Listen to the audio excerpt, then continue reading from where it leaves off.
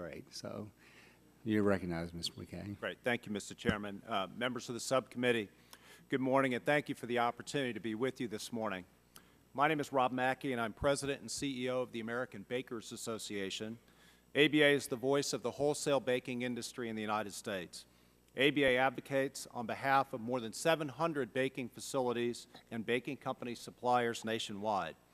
ABA members produce bread, rolls, crackers, bagels, sweet goods, tortillas, and many other wholesome, nutritious baked products for America's families.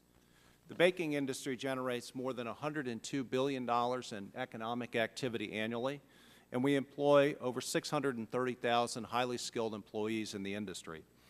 I would like to share our industry's concerns regarding the EPA's tailoring rule and its impact on the baking industry. If the Clean Air Act CO2e trigger thresholds are lowered from 100,000 tons per year to 250 tons per year, many more bakeries will be subjected to expensive and unnecessary Title V requirements and prevention of significant deterioration, or PSD, regulations. The cost to impacted bakeries could be devastating. Approximately 20% of baking industry is currently covered under Title V permits. Many bakers have accepted federally enforceable limits on production, otherwise known as synthetic minor permits, to minimize their emissions and to avoid the cost and regulatory burden of the Title V permit program. If the potential CO2e emissions threshold is lowered to 250 tons per year, a much larger portion of the baking industry would be forced into the Title V process. This would needlessly increase compliance costs, seriously constrict bakers' ability to respond to market demand, and potentially require expensive controls on CO2 emissions, despite the industry already relying upon clean natural gas for its ovens. Importantly, EPA would likely state that its PSD regulations also cover so-called biogenic CO2 processes, including the natural fermentation of yeast from rising dough. In 2009, Administrator Jackson promised that the EPA would not regulate, quote, every cow and Dunkin' Donuts, unquote, but that is exactly what would happen.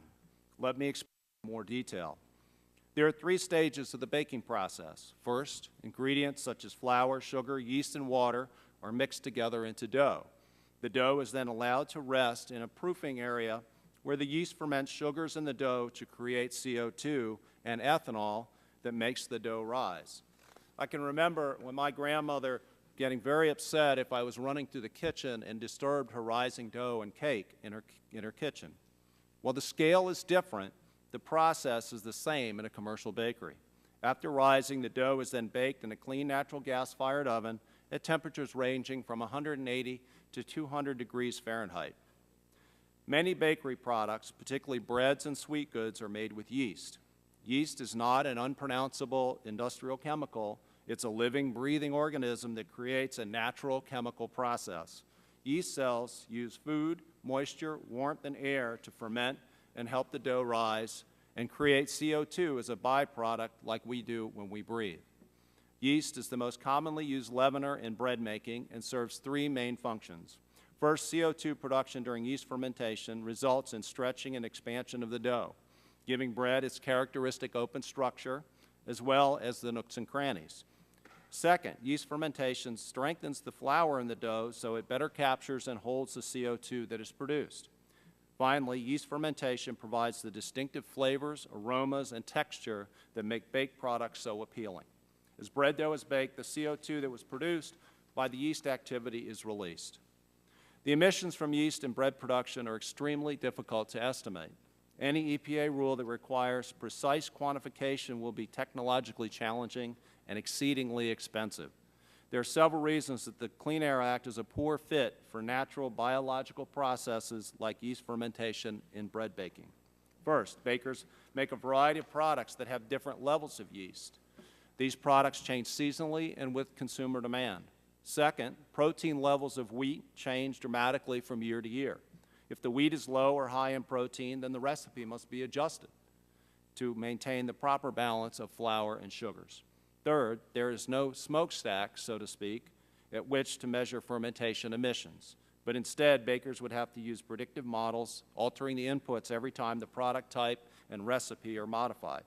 And of course, expensive consultants and additional measuring equipment would be needed to accomplish these tasks.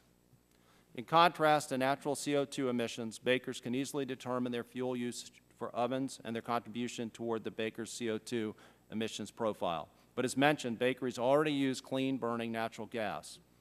Carbon dioxide and water vapors are the byproducts of efficient and clean combustion. While bakers continue to explore the cost and technical feasibility of cogeneration and other efficiency measures, it is difficult for the industry to find greener ovens to bake product. Lowering the Clean Air Act regulatory threshold would sweep many bakeries with considerable economic impacts. For purposes of illustration, a typical mid-sized bakery might have 3 production lines for bread and roll products. Each line would operate an average of 500 hours per month with an average production of 2,000 tons of product per month. This bakery would consume approximately 7 million cubic feet of natural gas per month with annual CO2e emissions just from the fuel alone of 4,500 tons per year, well over the 250-ton threshold, but well below the current 100,000-ton threshold. Under the revised Clean Air Act threshold, this bakery would now be subject to EPA's onerous PSD rules in under a month of operation. In terms of biogenic CO2, the emissions from natural yeast fermentation, the bakery could produce 37 tons of CO2 per month, thus trigger PSD review between 6 and 7 months of operation. Bakeries are already subjected to excessive control technology costs for ethanol emissions, which is ironically also a natural product of yeast fermentation. To meet current Clean Air Act requirements, the cost to larger bakeries for adding a catalytic oxidizer on a bread, roll, bakery oven is Mr. MacKie, you're about 2 minutes over, so if you'd conclude. I will do that. Sorry, Mr. Chairman. The bottom line is the cost of any new overly broad rules that regulate natural agriculture-related CO2 or clean natural gas used in baking ovens will ultimately force American families to pay more for their baked goods. Appreciate the opportunity. Be happy to answer any questions. Thank you.